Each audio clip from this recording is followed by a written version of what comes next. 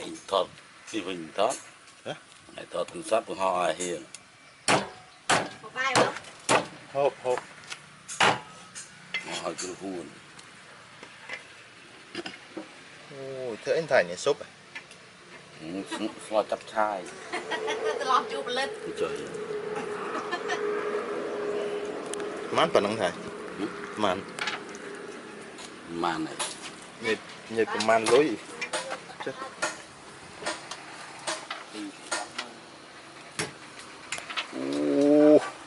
sạch bao anh thấy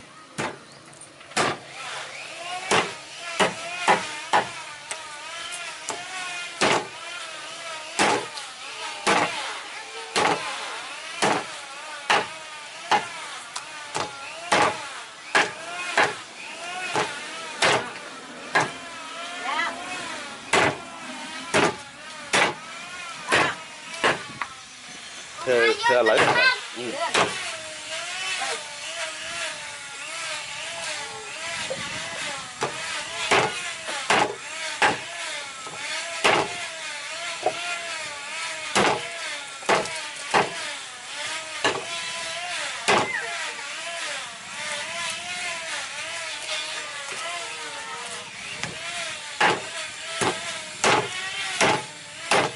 giờ mình hai cấp mình thấy được vật mình chết cáp bằng cổ mình sẽ ăn về mình sẽ ăn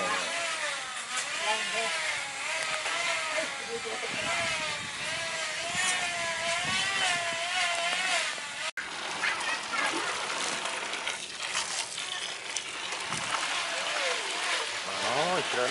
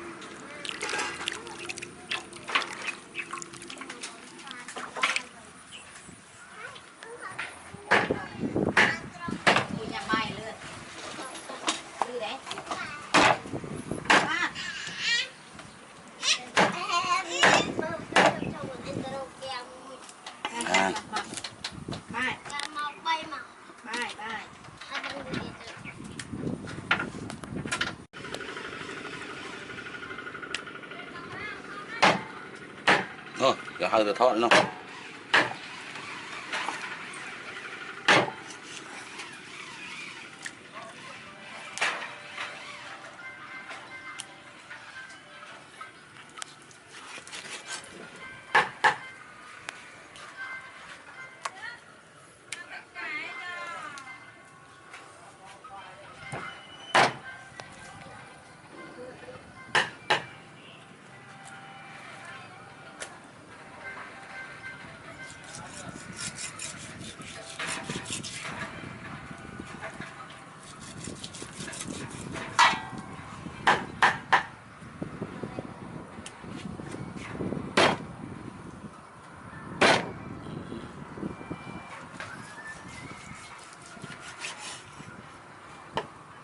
chiết mà thầy ơi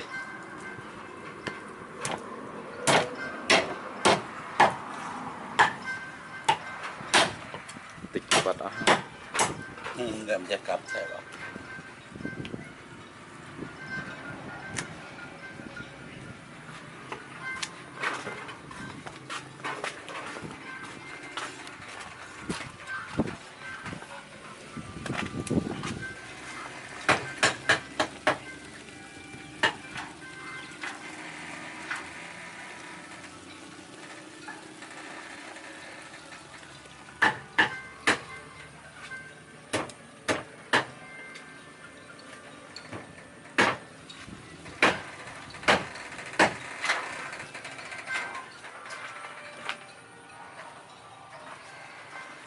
Ô, sạch lần.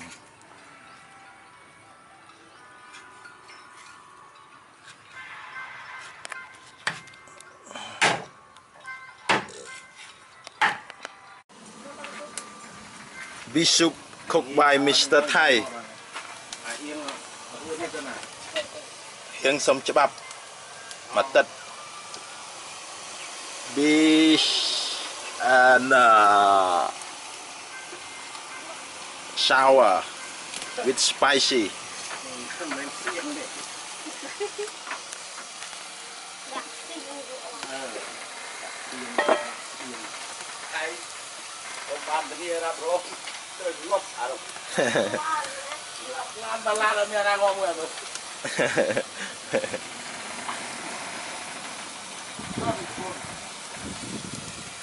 Thử bạc chụp pôn nâng nhóm mà. Còn man tao lọc, ai man được rồi. Pram bò mùi tao lọc nâng. Put water.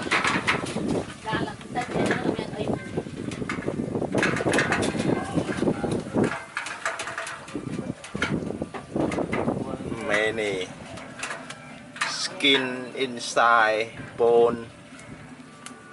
Very good fire.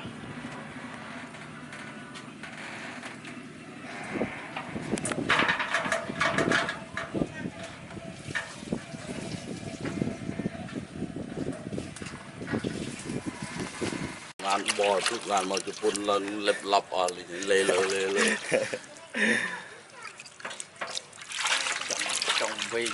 Fish inside, cooking by Mr. Thai. He's a big man. He eat a lot of food every day.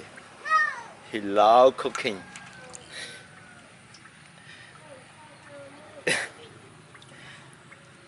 Ăn dây rùa lại, chim cho bò lại.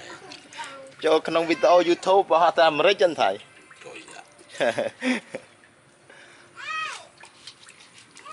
Đừng cả ban lôi thầy ơi, cho này lôi là hồn. Ban lôi đừng sạch thiết.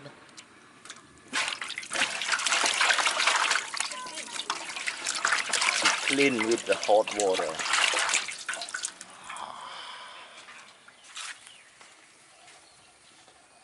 This is the house belong to Mr. Thai.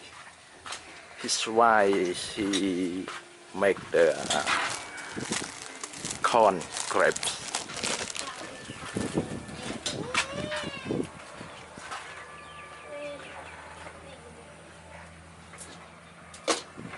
His wife, his son, and his daughter.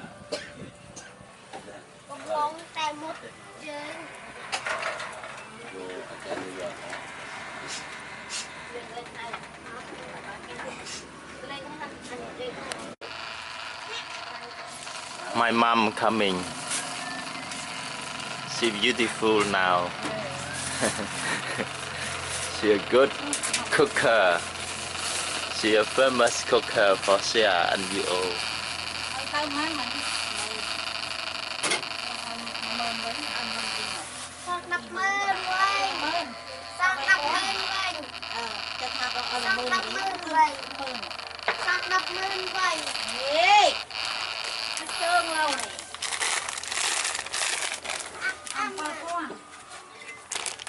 He put Ajinomoto.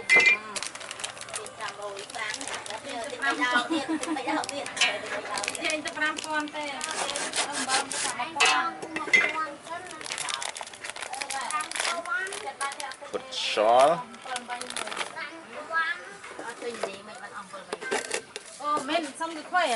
Ajinomoto. Huh? Chong. Beautiful. Mình được khỏe? Một sai với phi men pram cái chồng Chăm nhâm đắm tất. nhiều nhà nè pram Thế đạn đi thôi. Oh, a lot. Anh ta coi nè. Là too much Ajinomoto. So tasty, but not healthy. Corn grapes.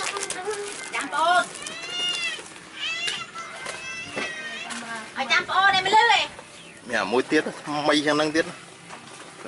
Cái lùi bát đấy. Đi vô đây quá bỏ xịt rồi. Yeah. Ồ. Cái kho phi mà buồn nhiều. Nhưng hay mua thôi chứ. Nè. Thả chỗ. Đã thôi kìa.